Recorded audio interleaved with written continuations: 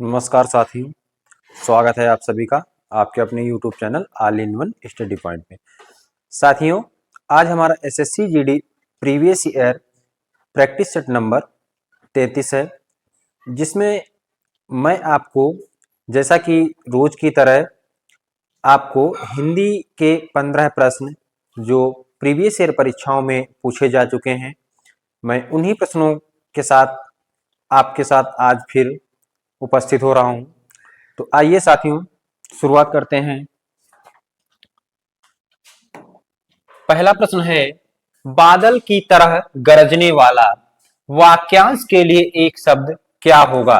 बादल की तरह गरजने वाला वाक्यांश के लिए एक शब्द क्या होगा? विकल्प है तमिसा, हिमनद, मेघनाद, व्यापाद। तो कौन सा विकल्प सही हो जाएगा? बादल की तरह गरजने वाला वाक्यांश के लिए एक शब्द होगा मेघनाद।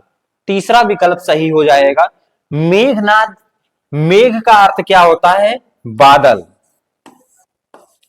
मेघ का अर्थ क्या होता है? बादल। मेघ शब्द जो है ये बादल का पर्यायवाची शब्द है। और नद का या नाद का अर्थ क्या होता है? नाद का अर्थ होता है ध्वनि।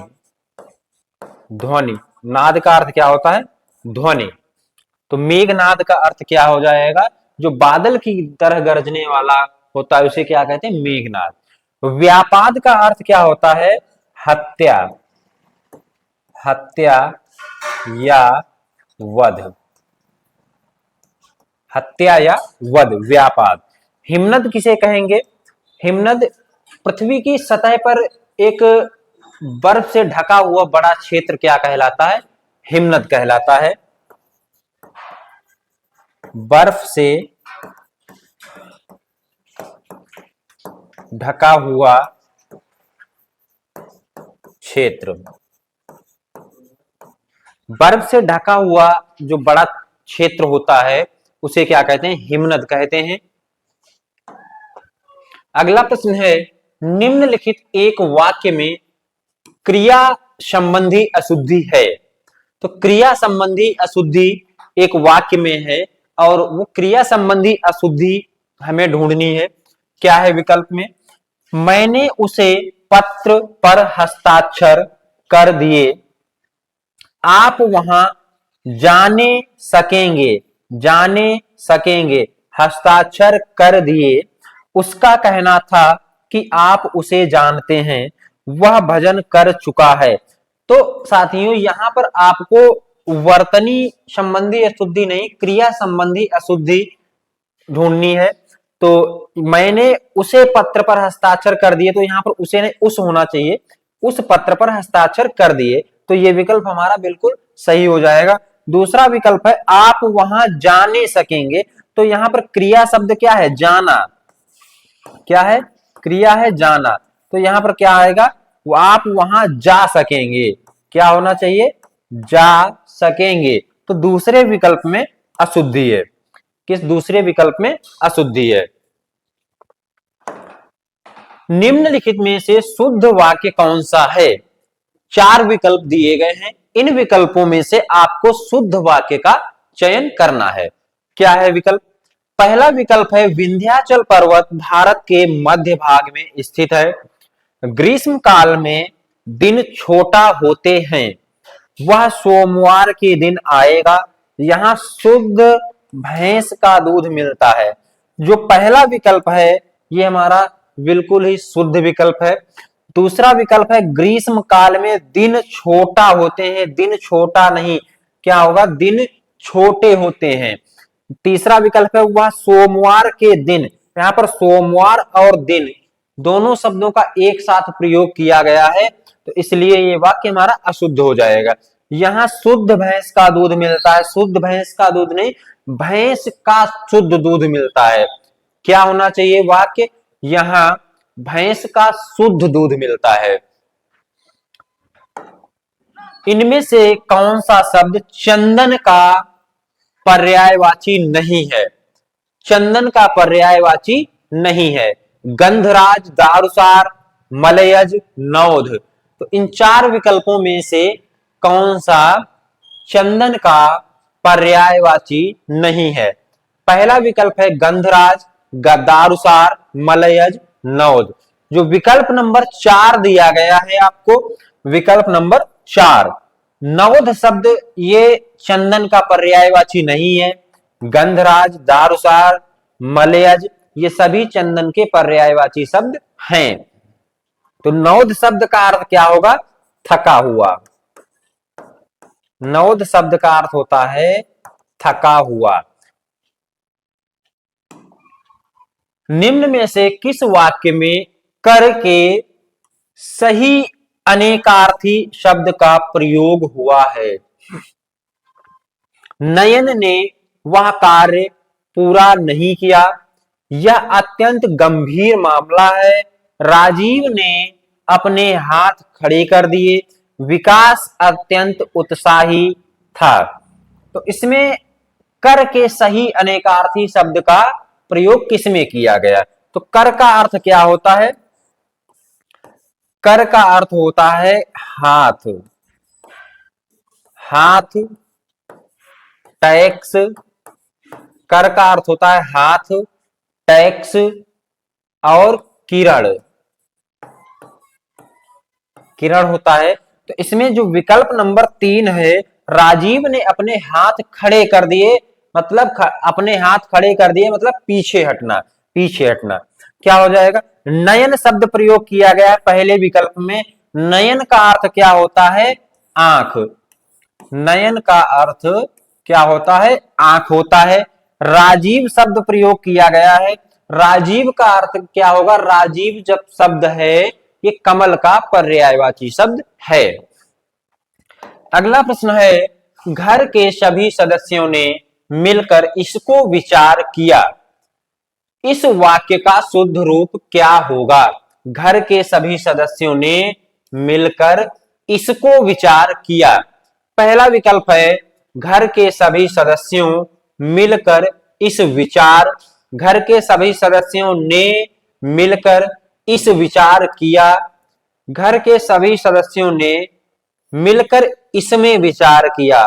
घर के सभी सदस्यों ने मिलकर इस पर विचार किया। तो कौन सा विकल्प सही हो जाएगा?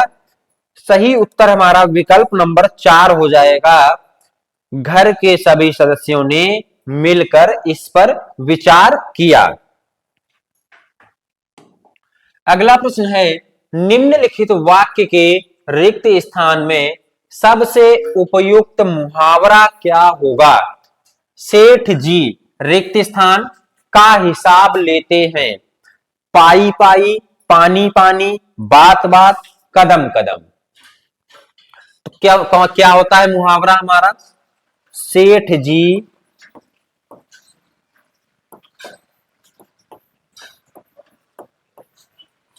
पाई पाई का हिसाब लेते हैं। सेठ जी पाई पाई का हिसाब लेते हैं। तो पहला विकल्प सही हो जाएगा, सेठ जी पाई पाई का हिसाब लेते हैं। वह दंड से बचना चाहता था इसलिए भाग गया। इस वाक्य के लिए उचित सरल वाक्य क्या होगा? वाक्य दिया गया है, वह दंड से बचना चाहता था इसलिए भाग गया। तो सबसे पहले तो हम ये जान लें, जो वाक्य हमको दिया गया है ये वाक्य के किस प्रकार के अंतर्गत आएगा। तो पहले तो हम वाक्य के प्रकार की बात करते हैं। रचना या संरचना के आधार पर वाक्य के कितने 3 भेद होते हैं। नंबर 1 सरल वाक्य, दूसरा है संयुक्त वाक्य और तीसरा है मिश्र वाक्य। तीसरा है मिश्र वाक्य। सरल वाक्य कौन सा होता है? जिसमें हमारा एक उद्देश्य और एक विधेय होता है, या कभी कभी एक से अधिक उद्देश्य या एक से अधिक विधेय भी सरल वाक्य में मिल सकते हैं। और संयुक्त वाक्य में क्या होता है, जब एक या एक से अधिक उपवाक्य किसी योजक शब्द द्वारा जुड़े हों, योजक शब्द अर्थात जैसे लेकिन, किंतु, परंतु, अथवा, लेकिन, किंतु, परंतु, अथवा आदि। तो जब दो या दो से अधिक सरल उपवाक्य योजक शब्द के द्वारा जुड़े हों तो उसे संयुक्त वाक्य कहते हैं। तो दिया गया जो वाक्य है ये संयुक्त वाक्य दिया गया है और इसको संयुक्त वाक्य को सरल वाक्य में बदलना है। सरल वाक्य अर्थात जिसे हम साधारण वाक्य भी कहते हैं, सरल वाक्य को साधारण वाक्य भी कहते हैं। तो कौन सा हो जाएगा, बचना चाहता था इसलिए भाग गया, वह दंड से बचना चाहता था भाग गया, वह बचाना चाहता था भाग गया। चौथा विकल्प दिया गया है दंड से बचने के लिए वह भाग गया, जो कि सही उत्तर है विकल्प नंबर 4, वह दंड से बचने के लिए भाग गया। अगला प्रश्न है, राहुल की मित्रता सोहन के अनुकूल है, वाक्य में प्रयुक्त अनुकूल शब्द का अर्थ क्या होगा। पहला विकल्प है किसी के लिए उपयोगी न होना, अनुपयुक्तता का भाव, किसी के लिए निकम्मा होना, किसी पक्ष के लिए लाभकारी होना। तो चौथा विकल्प सही हो जाएगा। अनुकूल का अर्थ होता है किसी पक्ष के लिए लाभकारी होना, यानी किसी न किसी व्यक्ति के लिए या किसी वस्तु के लिए अनुकूल होता है तो क्या होता है, वो उसके लिए लाभकारी होता है। अनुकूल का विलोम क्या हो जाएगा, अनुकूल शब्द का जो विलोम होगा प्रतिकूल होगा। अनुकूल का विलोम प्रतिकूल होता है। अगला प्रश्न है, निम्न वाक्य के रेखांकित अंश को विकल्पों में दिए गए किस शब्द से बदला जा सकता है। बहुत से लोग उनके विवाह समारोह में सम्मिलित हुए, बहुत से लोग उनके विवाह समारोह में सम्मिलित हुए। तो इसमें विवाह समारोह को रेखांकित किया गया है। तो विवाह समारोह जो रेखांकित शब्द है, इस शब्द को किस विकल्प के द्वारा बदला जा सकता है। पहला विकल्प दिया गया है मदनोत्सव, महोत्सव, तिलकोत्सव, विवाहोत्सव।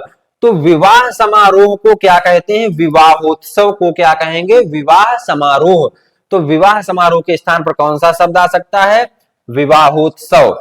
तिलकोत्सव किसे कहेंगे, तिलक समारोह को, तिलक समारोह। तिलक समारोह को क्या कहते हैं, तिलकोत्सव। मदनोत्सव क्या होता है, मदनोत्सव कामदेव को प्रसन्न करने के लिए बसंत के मौसम में किया जाने वाला उत्सव है। कामदेव को प्रसन्न करने के लिए वसंत के मौसम में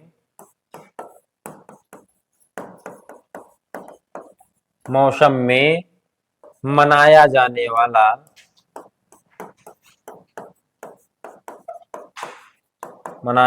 वाला उत्सव।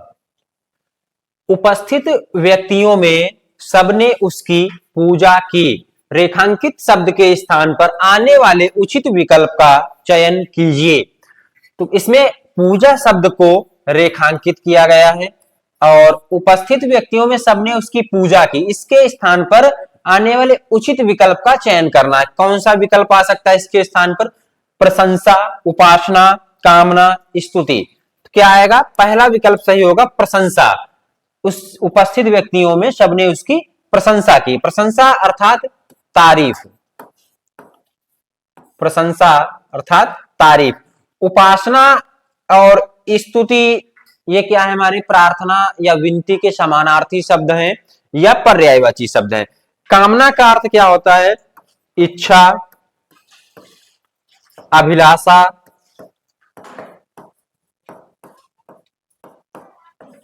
उत्कंठा, ऐसड़ा, ये इच्छा या कामना के पर्यायवाची शब्द हो जाएंगे। निम्न वाक्य में द्रव्यवाचक संज्ञा का गलत प्रयोग हुआ है, त्रुटि पहचानिए। क्या है? घर में घी पीसा गया। तो इसमें जो द्रव्यवाचक संज्ञा शब्द है क्या है? घी शब्द जो है हमारा द्रव्यवाचक संज्ञा शब्द है। और तो क्या होना चाहिए यहां पर? गया, पीसा, घर में घी। तो कौन से? चौथे विकल्प में अशुद्धि है। यहां पर जो घी पीसा गया, तो घी पीसा नहीं जाता, तो ये हमारा जो द्रव्यवाचक संज्ञा का गलत प्रयोग किया गया, इसके स्थान पर कोई दूसरी द्रव्यवाचक संज्ञा शब्द का प्रयोग होगा। अगला प्रश्न है, पूज्य व्यक्तियों की सेवा कीजिए। उपरोक्त वाक्य में रेखांकित शब्द के स्थान पर कौन सा समानार्थी शब्द प्रयोग हो सकता है? पूज्य व्यक्तियों की सेवा कीजिए। स्तुति, प्रार्थना, भक्ति, शुश्रूषा। तो कौन सा विकल्प होगा? चौथा विकल्प सही हो जाएगा, विकल्प नंबर 4। शुश्रूषा का अर्थ क्या होता है? सेवा। शुश्रूषा का अर्थ भी क्या होता है? सेवा। तो सेवा के स्थान पर क्या होना चाहिए? शुश्रूषा होना चाहिए। स्तुति का अर्थ क्या होता है? प्रार्थना या वंदना, प्रार्थना या वंदना। और ये प्रार्थना, वंदना, स्तुति ये क्या है? समानार्थी शब्द हैं या पर्यायवाची शब्द हैं। अगला प्रश्न है, दिए गए मुहावरे में रेखांकित अंश के स्थान पर सबसे उपयुक्त विकल्प कौन सा होगा? दिया गया मुहावरा है, चेहरे पर मिठाइयां उड़ना। तो क्या होगा? हवाइयां, दवाइयां, कलाइयां या फिर रुलाइयां। पहला विकल्प है हवाइयां। मुहावरा क्या होता है? चेहरे पर हवाइयां उड़ना, चेहरे पर हवाइयां उड़ना। तो चेहरे पर हवाइयां उड़ना मुहावरे का अर्थ क्या होता है? परेशान होना, परेशान होना या घबरा जाना, घबरा जाना। जैसे जब आप कोई जानबूझकर कोई गलत काम कर रहे हो और उस समय आपको पकड़ लिया जाता है, तो आपके चेहरे पर जो हाव भाव होता है उस समय उसे क्या कहेंगे? कि चेहरे पर हवाइयां उड़ना। निम्नलिखित वाक्यांश के लिए सार्थक शब्द चुनिए। अनुचित बात के लिए हट, अनुचित बात के लिए हट, इस वाक्यांश के लिए हमें शब्द चुनना है। पारदर्शक, दुराग्रह, दुर्गम्य, द्रष्टव्य। तो क्या होगा? दुराग्रह, दूसरा विकल्प सही हो जाएगा। अनुचित बात के लिए जो हट की जाती है उसे दुराग्रह कहते हैं, और जो उचित बात के लिए जो हट की जाती है उसे आग्रह कहते हैं। उचित बात के लिए अगर हट की जाए तो उसे क्या कहेंगे? आग्रह कहेंगे। और अनुचित बात के लिए हट दुराग्रह। द्रष्टव्य का अर्थ क्या होता है? देखने योग्य। द्रष्टव्य का अर्थ होता है देखने योग्य। द्रष्टव्य का अर्थ क्या होता है? देखने योग्य। पारदर्शक का अर्थ क्या होगा?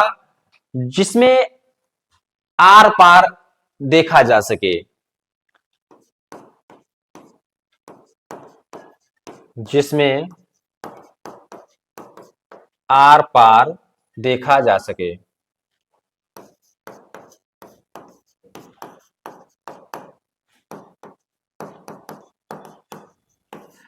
जिसमें आर पार देखा जा सके उसे क्या कहेंगे?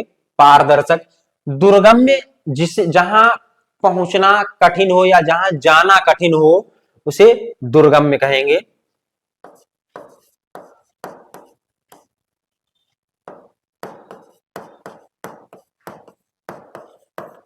जहां जाना कठिन हो। सुलभ क्या होता है? सुलभ का अर्थ होता है जिसे प्राप्त करना आसान हो, जिसे प्राप्त करना आसान हो। और दुर्लभ का अर्थ होता है, दुर्लभ का अर्थ क्या होता है? जिसे प्राप्त करना कठिन हो। सुलभ का अर्थ होता है जिसे प्राप्त करना आसान हो, दुर्लभ का अर्थ होता है जिसे प्राप्त करना कठिन हो। तो ये हमारा आज का अंतिम प्रश्न है। और जो भी साथी चैनल पर नए हो, जिन्होंने अभी तक चैनल को सब्सक्राइब नहीं किया है, वो सभी साथी चैनल को सब्सक्राइब कर लें